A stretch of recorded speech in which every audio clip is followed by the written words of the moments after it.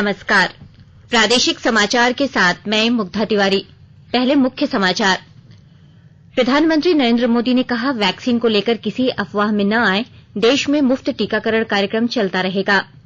मन की बात कार्यक्रम में प्रधानमंत्री ने चिकित्सकों, फ्रंटलाइन वर्कर्स और मरीजों के अनुभव सुने। कहा, कोरोना के खिलाफ जंग में पूरा देश है एकजुट। राज्य में पिछले 24 घंटे में 35,909 सैंपल की हुई जांच। संक्रमितों के स्वस्थ होने की दर हुई 75.75%। और दवा कंपनी भारत बायोटेक राज्य सरकारों को 600 रुपए और निजी अस्पतालों को 1200 रुपए में कोवैक्सीन टीका बेचेगा। कोविड मरीजों की संख्या फिर से बढ़ रही है, इसलिए सभी श्रोताओं से अपील है कि कोई भी कोताही ना बरतें। सभी सुरक्षा उपायों का पालन करें और 45 वर्ष से ऊपर के सभी लोग बेहिचक टीका लगवाएं। सुरक्षित रहें और 3 आसान उपायों का पालन करें। मास्क पहनें, 2 गज की दूरी है जरूरी, सुरक्षित दूरी बनाए रखें, हाथ और मुंह साफ रखें। अब समाचार विस्तार से। प्रधानमंत्री नरेंद्र मोदी ने आकाशवाणी पर मन की बात में कहा कि कोरोना की पहली वेव का सफलतापूर्वक मुकाबला करने के बाद देश हौसले और आत्मविश्वास से भरा हुआ था, लेकिन इस तूफान ने देश को झकझोर दिया है। प्रधानमंत्री ने कहा कि बीते दिनों इस संकट से निपटने के लिए उनकी अलग अलग सेक्टर के विशेषज्ञों के साथ लंबी चर्चा हुई। उन्होंने अपने महत्वपूर्ण सुझाव सरकार को दिए हैं। श्री मोदी ने कहा कि राज्य सरकार के प्रयत्नों को आगे बढ़ाने में भारत सरकार पूरी शक्ति से जुटी हुई है। राज्य सरकारें भी अपना दायित्व निभाने की पूरी कोशिश कर रही हैं। उन्होंने कहा कि वैक्सीन की अहमियत अब सभी को पता चल रही है।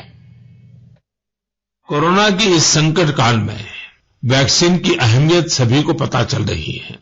इसलिए मेरा आग्रह है कि वैक्सीन को लेकर किसी भी अफवाह में न आए। आप सभी को मालूम भी होगा कि भारत सरकार की तरफ से सभी राज्य सरकारों को फ्री वैक्सीन भेजी गई है, जिसका लाभ 45 साल की उम्र के ऊपर के लोग ले सकते हैं। अब तो 1 मई से देश में 18 साल के ऊपर के हर व्यक्ति के लिए वैक्सीन उपलब्ध होने वाली है। अब देश का कॉर्पोरेट सेक्टर, कंपनियां भी अपने कर्मचारियों को वैक्सीन लगाने के अभियान में भागीदारी निभा पाएगी। मुझे ये भी कहना है कि भारत सरकार की तरफ से मुफ्त वैक्सीन का जो कार्यक्रम अभी चल रहा है, वो आगे भी चलता रहेगा। प्रधानमंत्री ने चिकित्सकों, नर्सों, फ्रंटलाइन वर्कर्स और कोविड मरीजों के अनुभव सुने और कहा, अफवाह का शिकार न हो। उन्होंने कहा कि आज की मन की बात की पूरी चर्चा कोरोना महामारी पर ही रखा, क्योंकि आज हमारी सबसे बड़ी प्राथमिकता है इस बीमारी को हराना। मेरे प्यारे देशवासियों, जैसे आज हमारे मेडिकल फील्ड के लोग, फ्रंटलाइन वर्कर्स दिन रात सेवा कार्यों में लगे हैं, वैसे ही समाज के अन्य लोग भी इस समय पीछे नहीं है। देश एक बार फिर एकजुट होकर कोरोना के खिलाफ लड़ाई लड़ रहा है। इन दिनों मैं देख रहा हूं, कोई क्वारंटाइन में रह रहे परिवारों के लिए दवा पहुंचा रहा है, कोई सब्जियां, दूध, फल आदि पहुंचा रहा है, कोई एम्बुलेंस की मुफ्त सेवाएं मरीजों को दे रहा है।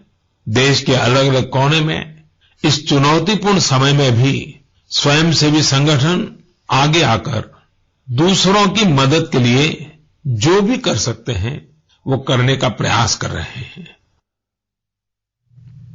प्रधानमंत्री ने भगवान महावीर जयंती की देशवासियों को शुभकामनाएं दी और कहा कि भगवान महावीर के संदेश हमें तप और आत्मसंयम की प्रेरणा देता है।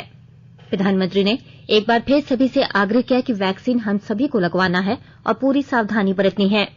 इसके बावजूद हमें दवाई भी, कड़ाई भी, इस मंत्र को कभी भी नहीं भूलना है। हम जल्द ही साथ मिलकर इस आपदा से बाहर आएंगे। देश में कोविड-19 के मामलों में वृद्धि जारी है। पिछले 24 घंटों के दौरान लगभग 3,49,000 लोगों में संक्रमण की पुष्टि हुई है। स्वास्थ्य मंत्रालय ने बताया कि इस समय 26,82,000 से अधिक लोग संक्रमित हैं, जो अस्पतालों में भर्ती हैं या घर पर पृथकवास में हैं। इस दौरान 2,17,000 से अधिक लोग पूरी तरह से ठीक हुए हैं या उन्हें अस्पताल से छुट्टी दे दी गई है। हालांकि ठीक होने वाले की दर कम होकर 83.05% हो गई है।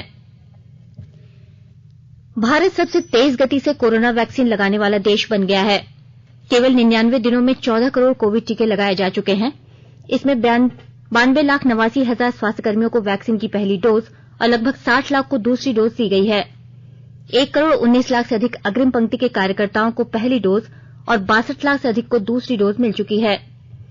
केंद्रीय स्वास्थ्य मंत्रालय ने बताया कि कल रात 8 बजे तक 24,22,000 से अधिक लोगों को कोविड टीके लगाए जा चुके थे।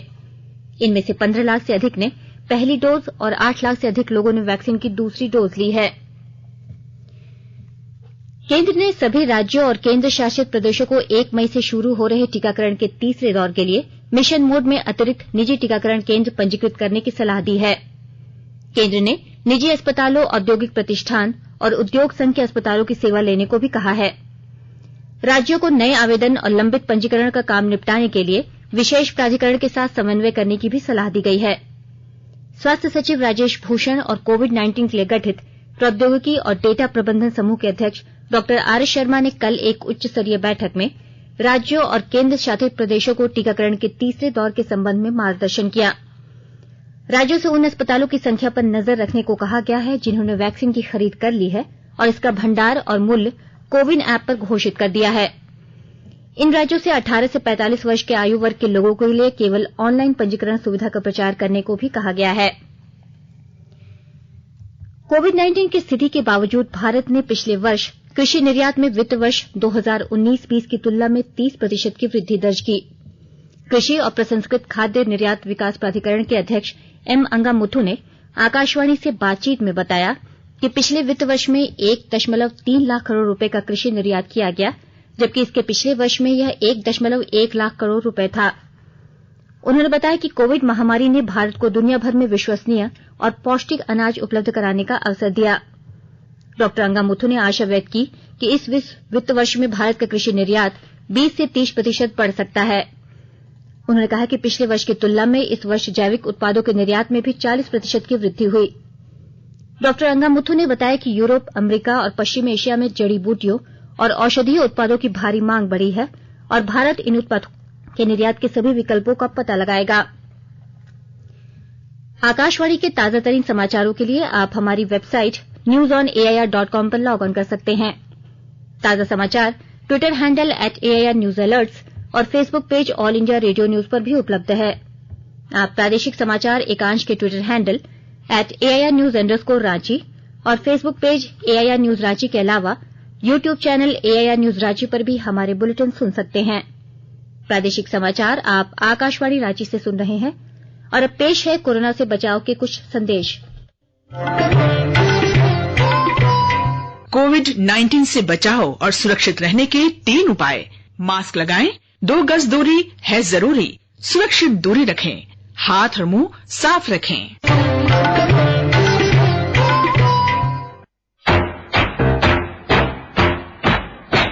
चलो मिलकर एक शुरुआत करें, चलो एक फैसला आज करें, मास्क नहीं तो टोकेंगे, कोरोना को रोकेंगे, चलो एक वादा करते हैं, चलो एक वादा करते हैं, मास्क नहीं तो टोकेंगे, कोरोना को रोकेंगे।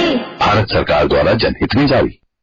राज्य में पिछले 24 घंटे में 5,152 नए कोरोना संक्रमितों की पुष्टि हुई है। वहीं 2,865 संक्रमित स्वस्थ भी हुए हैं। कल सबसे ज्यादा 1,609 संक्रमित रांची जिले में मिले। वर्तमान में राज्य में सक्रिय मरीजों की संख्या बढ़कर 45,592 हो गई है। कल राज्य में 110 संक्रमितों की मौत भी हुई। इनमें 60 की मौत रांची जिले में हुई।